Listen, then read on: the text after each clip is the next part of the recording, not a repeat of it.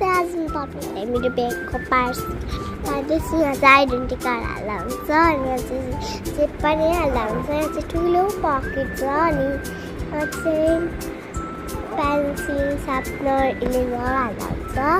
जम्मा यहाँनिर 3वटा पार्ट्स छ अनि यहाँ चाहिँ बुक हाल्ने कपीहरू हुन्छ नि, त्यसमा चाहिँ एउटा पर्स पनि थियो अनि पछाडि पनि एउटा पर्स थियो।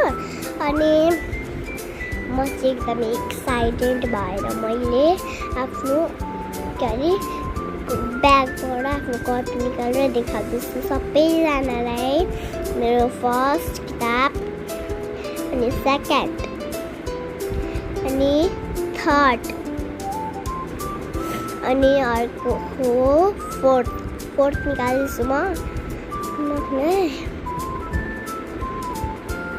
फोर्थ अनि फिफ्थ। अब म फिफ्थ अब सिक्स। म चाहिँ अब सिक्स बुक निकाल्दैछु। 6, 7, 8,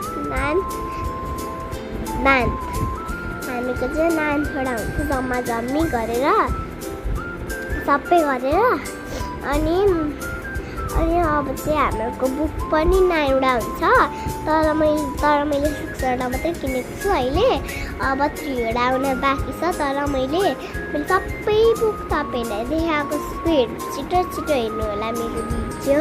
अनि यो चाहिँ मेरो ब्याग र ती मेरो बाबाले लिनुभएको।